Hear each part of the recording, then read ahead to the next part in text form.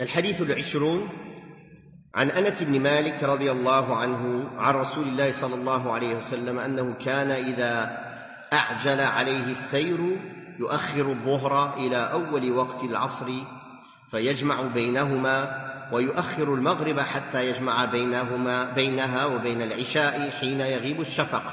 أخرجه البخاري ومسلم.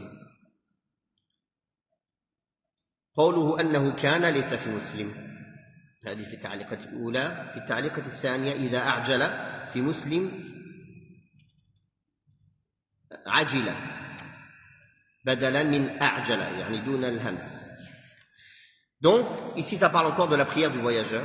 On rapporte de Anas ibn Malik radiyallahu anhu qu'il a dit, lorsque le messager d'Allah sallallahu alayhi wa sallam était pressé par le voyage, il retardait la prière de Dhuhr jusqu'au début du Asr et les accomplissait ensemble. De même, il retardait la prière du Isha pour la rassembler avec il retardait la prière du Maghrib pour la rassembler avec celle du Isha une fois le crépuscule disparu. Rapporté par le Bukhari 1111 et Muslim 704.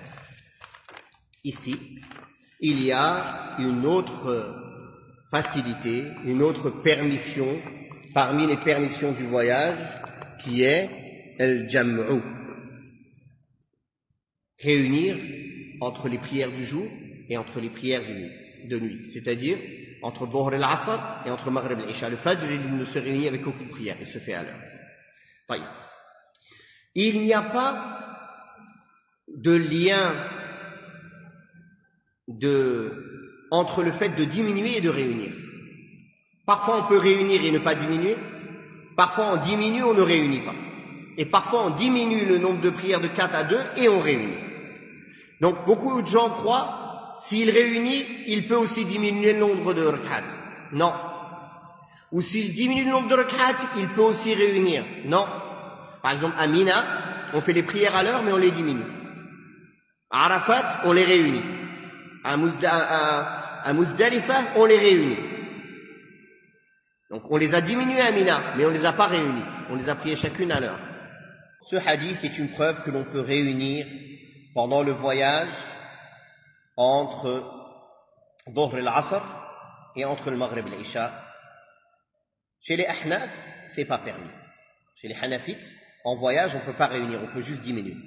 Et ils disent que ce hadith, il parle de al-jam'u as-suri. Al-jam'u as-suri. Qu'est-ce que ça veut dire? C'est une réunion en apparence, mais en vrai, il n'a pas réuni.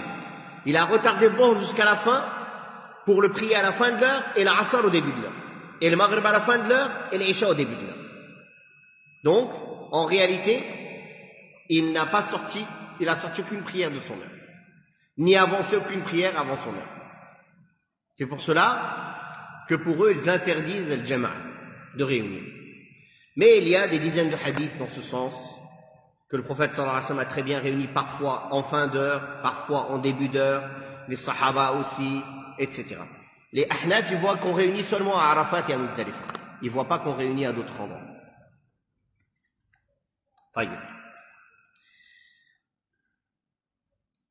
Chez la majorité des savants, on peut réunir que pendant le voyage. Pour aucune autre cause, on réunit. Il y a des exceptions pour la pluie. Quel type de pluie? C'est pas tout le monde qui l'autorise pour la pluie, par exemple. Et quel type de pluie? Et pour un besoin nécessaire, quel type de besoin nécessaire? Ça, quelques savants l'autorisent, mais la grande majorité, ils disent on doit réunir entre tous les textes. Et c'est ce que l'imam Tirmidhi dit, en rapportant des hadiths d'Abdullah ibn Abbas, qu'un jour il a prêché, quelqu'un lui a dit prie, il a continué à prêcher, il lui a dit prie, il a dit tu crois que tu connais la prière mieux que moi? Et il a attendu jusqu'à faire Dhuhr presque à l'heure de l'Asr avec l'Asr et le Maghrib presque à l'heure de l'Isha avec l'Isha. Dans ce hadith, il l'a retardé et il a avancé, il les a pas réunis. C'est comme on disait le jam'u as-suri, en apparence. Et dans d'autres hadiths, il a rapporté que le prophète sallallahu alayhi wa sallam a réuni entre Dhuhr et l'Asr et le Maghrib et l'Isha à Médine sans crainte ni pluie. Ils lui ont demandé pourquoi as-tu fait cela, rapporté par Muslim. Il a voulu ne pas alourdir la tâche à sa communauté. La majorité des savants disent que si on réunit tous les textes, ce hadith, il ne parle pas de sortir des prières de son heure en dehors du voyage, mais seulement de retarder un peu de dhuhr jusqu'à un peu avant l'asr et le maghrib jusqu'à un peu avant l'isha. Comme ce que les ahnaf disent pour le voyage. Eux, ils le disent ça, pas pour le voyage, pour le résident. Mais ils l'autorisent pour le voyage. Et il y a juste les hanbalites qui disent que si c'est exceptionnel, s'il y a un besoin qui ne se répète pas continuellement, et qu'il y a une difficulté exceptionnelle à prier l'heure de dhuhr à son heure, ou l'heure de l'asr à son heure, on peut exceptionnellement réunir. Et ils donnent des situations, ils disent, comme le malade. C'est très dur pour lui de refaire les ablutions et de se lever de son lit pour chaque prière. Il y a une mashaqqa, il y a une difficulté. Donc, il réunit et il dort, il se repose, par exemple. C'est pas quelqu'un il va faire ses courses, il réunit. Quelqu'un il va au travail, il réunit. Quelqu'un il va... Non. Inna as-salata kanat 'ala al-mu'minina kitaban mawquta. Voilà, parce que c'est ça, les gens, ils ont pris ça. C'est le problème des gens, on leur ouvre une porte, ils la cassent, ils cassent le mur autour de la porte, et ils respectent plus aucune règle. On leur donne un doigt, ils mangent le bras, ils mangent tout le corps. Ils savent pas s'arrêter aux limites, en fait. Donc ils ont entendu ce hadith, et c'est parti qu'ils réunissent toutes les prières pour n'importe quelle cause. Ils se rendent pas compte qu'ils font un grave péché. Et que chez la grande majorité des savants, même leur prière, elle est même pas acceptée. Parce qu'ils l'ont sorti de l'heure intentionnellement. Mais eux, ils en ont rien à faire. Réunissent pour rien. Ah, j'ai un match de foot. Ah, je ne sais quoi. Ils réunissent. N'importe quelle raison, même haram, ils réunissent. Ici, il y a une mashaqqa, une vraie difficulté à prier à l'heure. Quelque chose qui ne se répète pas tous les jours, quelque chose d'exceptionnel. Parce qu'en islam, une rukhsa, une facilité, elle ne devra jamais prendre la place de la base. Elle reste exceptionnelle. C'est une exception à la règle. Mais quand l'exception devient la règle, qu'est-ce qui se passe? C'est comme ça qu'une religion se déforme. C'est comme ça que les innovations s'installent. C'est comme ça que quelqu'un, d'année en année, les obligations, il les délaisse, il les oublie. Jusqu'au point où ils vont croire que l'heure de la prière de dhuhr, il peut la prier quand il veut avec l'asr et le maghrib et l'isha aussi quand il veut. Et tous les textes qui parlent de l'obligation de prier à l'heure et la dangerosité de celui qui délaisse la prière à l'heure. Et où Allah il dit fawailul lil musallin alladhina hum an salatihim sahun. Tout ça ils oublient. Et ils prennent un texte qui peut être compris de plusieurs manières.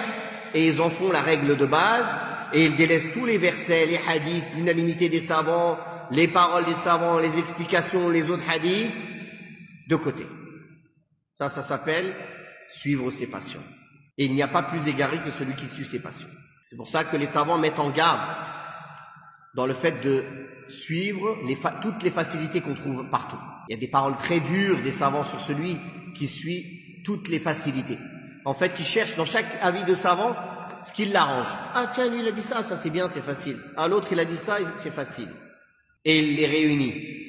Il va faire quelque chose qui ne ressemble en rien à l'islam, lui. Tu vas le regarder, tu vas te dire, je sais pas s'il est musulman. Parce que s'il réunit toutes les paroles isolées des savants, il va boire de la bière.